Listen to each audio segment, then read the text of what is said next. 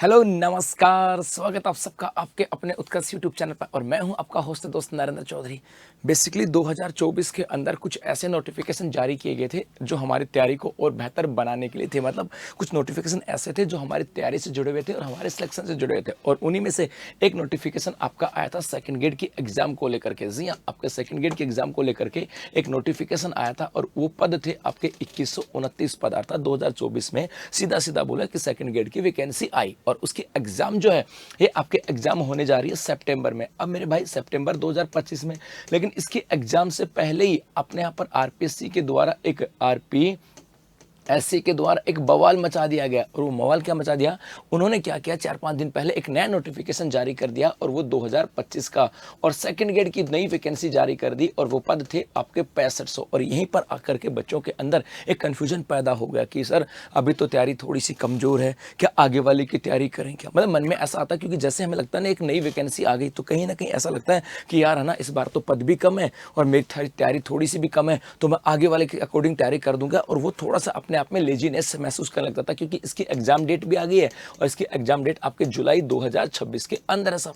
इसका मतलब है कि ये कहीं ना कहीं अपने आप में एक बच्चों के अंदर कंफ्यूजन पैदा कर रहा था कि सर किसकी तैयारी करें, किसको टारगेट करें। 2024 वाली वैकेंसी जिसकी एग्जाम सितंबर 2025 में होने जा रही उसको टारगेट करें, या फिर 25 की वैकेंसी जिसकी एग्जाम जुलाई 2026 के अंदर होने जा रही उसको टारगेट करें। और यहीं से लेकर के आता है। तो मेरे भाई आप लोगों ने पक्की बात है, देखो जो बच्चा तैयारी कर रहा होगा ना उनकी बात करें, जो बच्चा तैयारी कर रहा होगा 100% कह सकता हूं कि उसने अपनी ईमानदारी से, उसने 100% ईमानदारी से उसने अपना सिलेबस तो किया होगा, इसमें तो कोई दो राय नहीं है। क्योंकि यदि तैयारी कर रहा होगा तो घर वालों ने पैसे दिए होंगे कोचिंग करने के, चाहे आपने ऑफलाइन में किया होगा या ऑनलाइन किया होगा या घर बैठ के किया होगा, कहीं ना कहीं आपने सिलेबस तो किया है। सिलेबस करने के बाद आपने रिविजन भी किया होगा।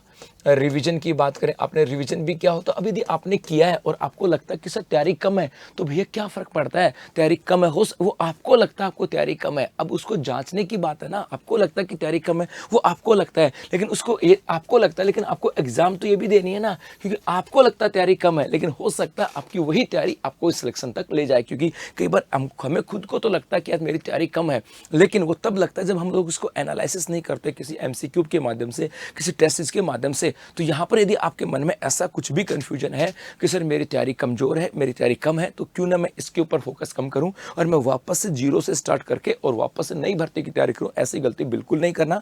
आपने जो सेकंड ग्रेड को लेकर के तैयारी की थी उसी तैयारी को वापस से उसी को कंटिन्यू कर रखना है, क्योंकि उसी के अकॉर्डिंग आपको एग्जाम देना है। क्योंकि उसके अकॉर्डिंग आप जो तैयारी कर रहे हो वो तैयारी यहाँ भी तो एड ऑन होगी ना। ऐसा तो है नहीं कि वो यहाँ पर एड ऑन नहीं होगी। तो जो तैयारी आप कर रहे थे, आप सोच रहे होंगे शायद आप लोगों ने एक बार सिलेबस पढ़ा होगा, सर मैं एक बार सिलेबस पढ़ लेता हूँ, अब सोच रहे होंगे कि नहीं मैं दोबारा से अच्छे से पढ़ूंगा, अच्छे से नोट्स बनाऊंगा। तो मेरे भाई जो पढ़ रहे थे ना उसी को कंटिन्यू करो, क्योंकि आपको एक बार सिलेबस करना है।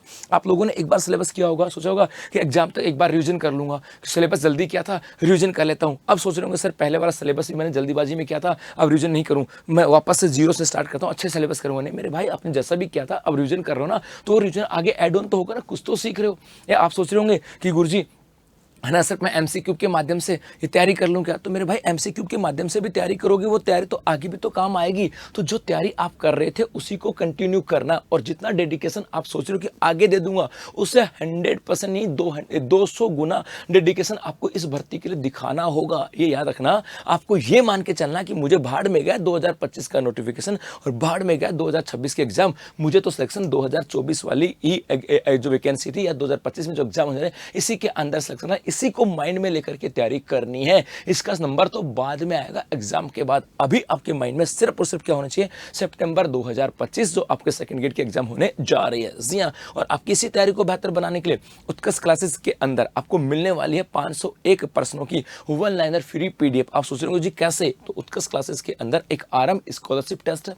इस स्कॉलरशिप टेस्ट के अंदर जैसे आप एनरोल करोगे, एनरोल करते ही आपको 501 प्रश्नों की पीडीएफ मिल जाएगी, फ्री है। आप उसको पढ़ो और अच्छे से अपनी तैयारी करो। लेकिन जो बच्चे उस स्कॉलरशिप टेस्ट में एनरोल करेंगे वो वहां पर एनरोल करते तो पीडीएफ मिल जाएगी, लेकिन जो बच्चा स्कॉलरशिप टेस्ट देगा, और टेस्ट आज से स्टार्ट हो चुका है सुबह 6 बजे से और कल रात को 11:59 तक है। जो बच्चा टेस्ट देगा और टेस्ट देने के बाद जो रिजल्ट आएगा आपके 27 तारीख को, उस रिजल्ट के अंदर जो बच्चा टॉप 1000 में आएगा उन्हें राजस्थान के सभी ऑनलाइन कोर्सेज के ऊपर फ्लैट 30% का डिस्काउंट है, और 1000 के बाद में जो बच्चा होगा उन सबको राजस्थान के सभी कोर्सेज के ऊपर फ्लैट 20% का डिस्काउंट आपको यहाँ पे दिया जाएगा। और इस टेस्ट से जो ये जो है ना इसके अलावा यदि हम बात करें एक आपके लिए आपकी तैयारी को बेहतर बनाने के सेकंड ग्रेड का जो फर्स्ट पेपर है, जीके का फर्स्ट पेपर है, उसका एमसीक्यू बैच भी हम लोग लेकर के आए हैं। और ये जो एमसीक्यू बैच है इसके अंदर 2 दिन फ्री डेमो है। 24 तारीख से हमारा बैच स्टार्ट हो चुका है। 24 तारीख की जो क्लासेज हैं वो कल आप यूट्यूब पे देख सकते हो, कल वाली के अंदर देख सकते हो। और आज का जो डेमो था, मतलब 24 तारीख का जो डेमो था वो यूट्यूब के ऊपर फ्री था, और 25 तारीख का जो क्लासेस थी वो आपके उत्कर्ष ऐप में फ्री था। 2 दिन डेमो देखो कि टीचर कैसे पढ़ा रहा है, कितनी मेहनत और शिद्दत के साथ पढ़ा रहा है, और उसके बाद में इस एमसीक्यू बैच के माध्यम से आप अपनी तैयारी को बेहतर बना सकते हो। इस एमसीक्यू बैच के अंदर मैं खुद राजस्थान ज्योग्राफी का सेशन लेकर के आया हूं। तो बस ये था अपना आज का सेशन। आपको टारगेट रखना है 2025 के अंदर सितंबर में होने वाला एग्जाम, सिर्फ माइंड में यही होना चाहिए। उसके बाद की बातें बाद में करेंगे, लेकिन अभी क्या, अभी 2025। धन्यवाद।